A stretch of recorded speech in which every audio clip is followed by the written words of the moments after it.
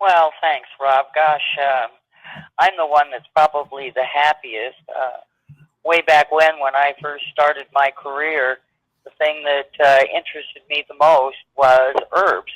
And so there has been this gargantuan love of herbs throughout my entire life and my career. Gosh, if you guys could be here, you could walk around in my garden and you'd find every kind of mint, from grapefruit to chocolate. You'd find thyme, you'd find rosemary, you'd find barberry, you'd find all these wonderful herbs because they are not only great for culinary purposes, but they are complex chemicals that contain natural ingredients that are what we call phytoceuticals.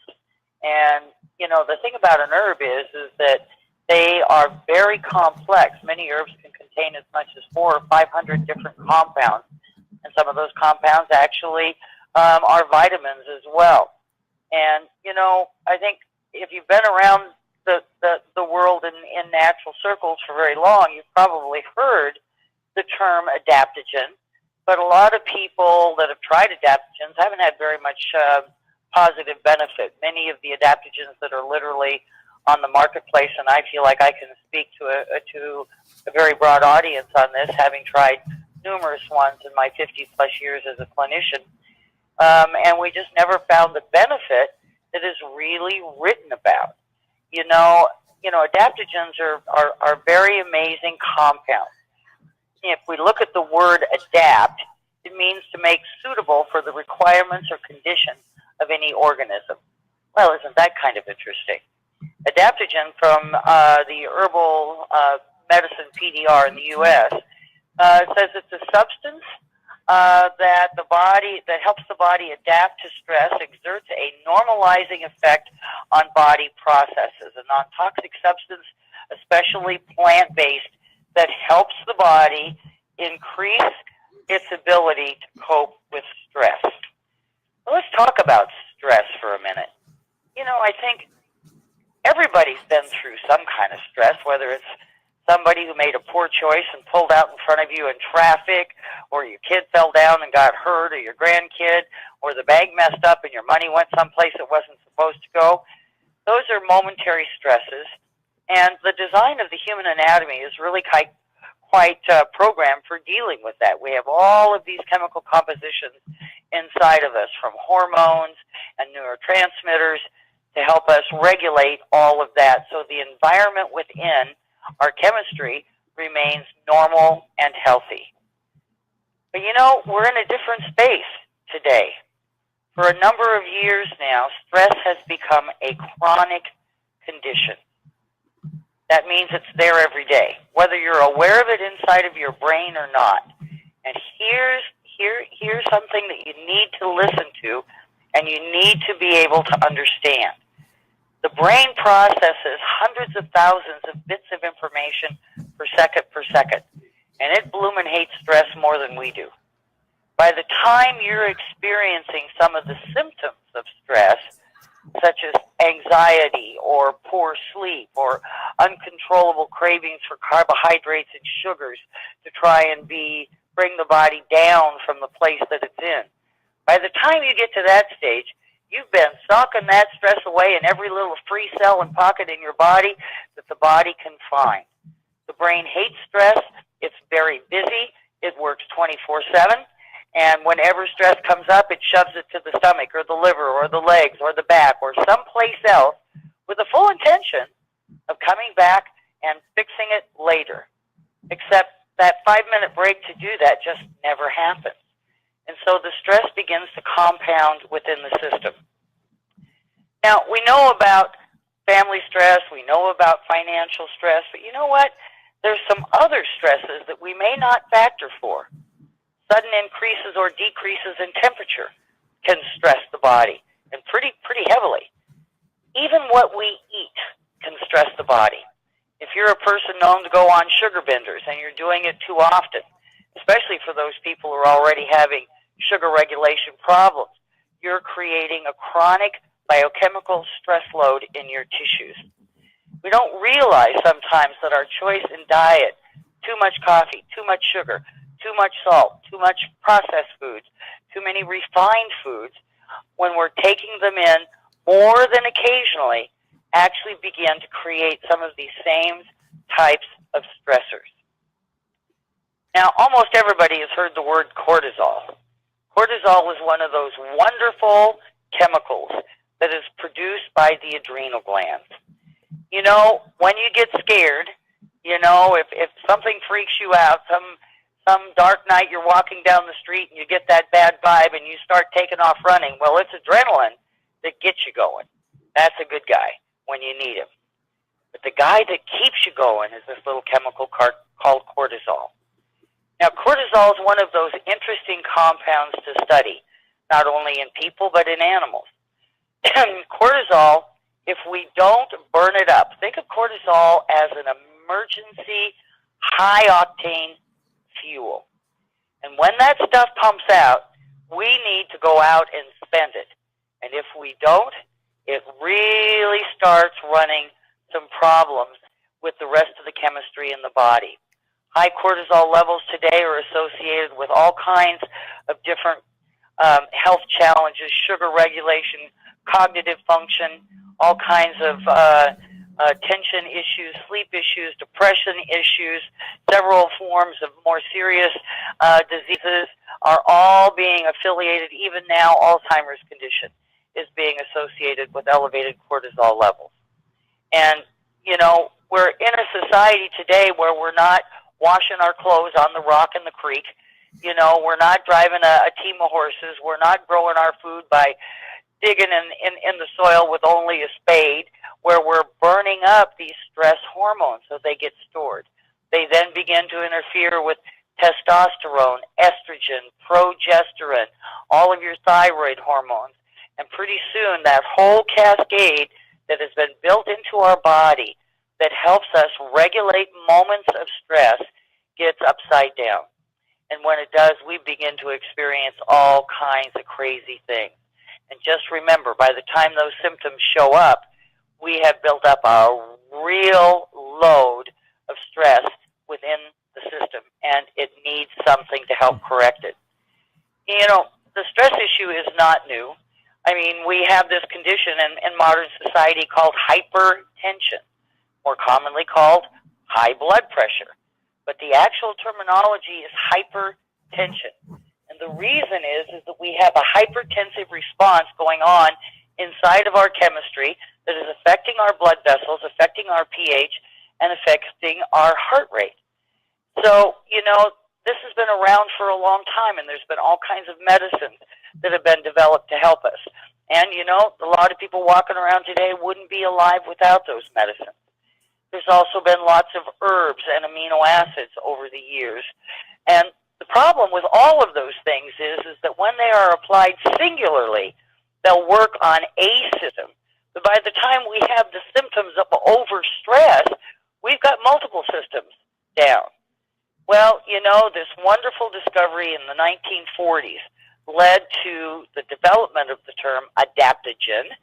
And adaptogens are things that have an ability, especially when combined in combination with other adaptogenic materials from other herbal sources, that can work on all of our systems at one time. Now, you know, it's like anything else that exists in the world. You know, I tell my clients all the time, you know, you can go out and you can buy a $10 tire, and if you're lucky, you're going to get $5 worth of service. You buy a $500 tire, it's really likely you're going to get $1,000 worth of service. The quality of the herb is extremely important. Where it's grown, what constituents are in the soil, how much sun it gets, how much moisture it gets, how clean the air is, the elevation of where certain herbs are grown is extremely important. When you get good quality herbs that are harvested correctly, and this is another secret, everybody thinks the only hard science in the world is in pharmaceuticals. Well, guess what? There are herbal pharmacies or herbal pharmaceuticals, and the people who know how to do that well, how to source the raw materials, how to understand the vibration of the various types of chemistries within those compounds, can make huge amounts of difference in a very short amount of time. part of the reason for that is that these wonderful plants contain multiple phytochemicals that can work through the body in a very cohesive fashion. It's a little bit like a symphony with a good conductor. When you got the right guys and you got the right conductor, then the winds and the woods and the strings and all of those things come together and beautiful music is made. Adaptogens are very much like that. One of my favorite herbs throughout all time is an herb that we call eleuthero. It's actually eleutherococcus. It's Siberian ginseng. It really isn't even in the ginseng family, but because it has so many similar properties for a very long period of time in the herbal kingdom, it was treated as it was one of the ginsengs. You know, it is an amazing, amazing compound in that, look at all of the potentials with this herb. Now, you know, we're talking about something that's been known for hundreds of years. These herbs have been documented and studied in France, in China, in Tibet, in Europe, in Australia, all over the world. Numerous studies on these plant-based medicines. In fact, if you want to do a little fun research, plug into your Google what percentage of the population on planet Earth currently has their health care being regulated and delivered by plant medicine. You're going to find out it's over 70%. 70%. And at one time, remember, it was 100%. So eleuthero helps maintain healthy and normal mucus secretions of your nasal passages. It supports healthy response to environmental stresses. It supports healthy mucous membranes of your nose and your sinus area. Here's one that a lot of people don't understand. Very few people have ever been told, unless you have some kind of a respiratory condition, that you actually have this healthy bacteria that lines the breathing passages of your body. And this particular compound helps support free and clear breathing by helping to support the normal respiratory flora of the body.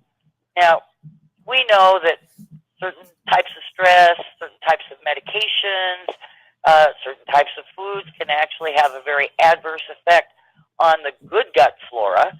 Very few people understand that if our gut environment was perfect, the body actually, in perfect health, has over 400 good bugs in the gut that can prevent things like cancer and any one of diabetes, even obesity. Now, we've identified these good gut floras. Now, recognizing that they're there, being able to identify them doesn't mean that we know how to make them all yet, but the whole movement in the future, and even right now in research, is to get more and more and more of these good floras back into our system. Do you ever wonder how the people, I mean, you know, you poor guys, we go back a few hundred years and you were set out to hunt the buffalo with a bloomin' spear. Think about it. You know, and all you had on your feet was some moccasins made from deer hide, or if you were lucky, moose hide, because they're thicker. And somehow we survived. Somehow we kept regenerating people. The people ate. They got clothed. They didn't have phones. They didn't have electricity. They didn't even have in-house plumbing or bathrooms. And yet somehow they got through it. Well, we now know that the flora of the respiratory system and of the gut play gargantuan roles in allowing people to survive rough environments, rough terrains for trying to just live and survive. And one of the things that they all did, whether you're Native Americans, whether you're Aboriginals down under, whether you were Eskimos, there were always plants that helped provide encouragement and environment to keep this protective flora active and taking care of us for a very long period of time. Another herb that's in here that, you know, probably a lot of people don't get amped up about these herbs like I do, so if I'm wearing you guys out, I'm apologizing in advance. But I've been a big fan of viburnum. Viburnum is a plant species that, you know, there's at least 150 that have been identified worldwide. The one that's in our product is called Sargenti. And this is a very interesting herb. It's more commonly found in Russia and Asia. It is not normal to the Northwest or the United States or Canada. But guess what? We have a kissing cousin that's pretty close to this plant, and it's called elderberry. And they share some interesting similarities in that they're both excellent sources of vitamin C, and even more important than the vitamin C, something called bioflavonoids and bioflavones. These guys are powerful plant nutrients that help our body's immune system. They fight inflammation. They help create an environment for your good, healthy gut flora to be maintained. And that's extremely important because in our gut, 70% of our immune system, 70%. Well, viburnum, especially in the form of elderberry and also in this one, is so good at being protective that it can actually reduce toxic alcohol load. There aren't too many drugs that'll do that, folks. That's a pretty amazing statement when you stop and think about it. Not that any of you are going to go out and drink to the point you're toxic, but I think most of us have been in a place in our life where we've seen that happen to others. It's actually recommended as food supplement for chronic fatigue, for a number of dysfunctions. It's used at high altitude for when you're in a climatic situation of extreme and rapid climatic change. It's been shown to be very beneficial. Even in the old days, the seagoing folks would get this plant and it would be made into a tea, and it would help prevent some of the conditions that happened to sailors when they were at sea a long ways away from fresh produce and the kinds of diseases that can develop from that. When we start looking at the 10 herbs that are in here, and I hope to focus on 2 or 3 of them each time we're on this call, you'll begin to see that each one of these components has specific phytochemicals that address different systems in the body and at the same time overlap and support each other.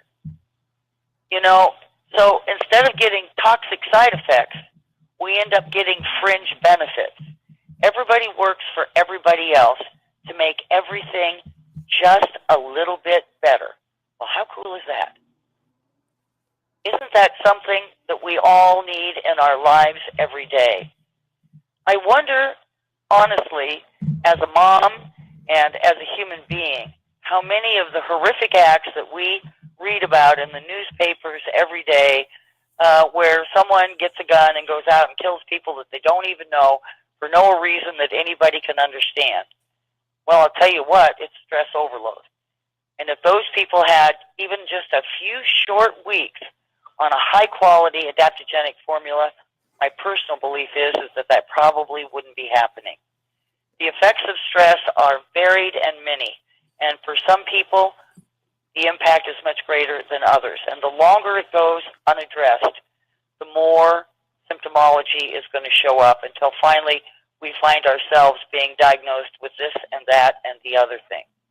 Having adaptogens is a missing agent for most people in this country, in Canada, and in fact, I would say in many parts of the democratic world, Europe, the United States, North America, and even in some countries that still have excellent plant-based healthcare in their countries and neighborhoods.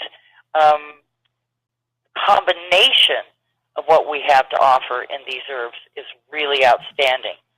The more I mapped it out, the more excited I got. The more excited I got, the more research I did. It's been such a wonderful experience to be with this formula, with the wonderful people. I mean, I've known Rob for a long time. Everybody else that's involved in this company are, you know, top-notch. We've got top-notch science. We've got top-notch quality products. We've got a top-notch system with this company that I think all of you are picking up on.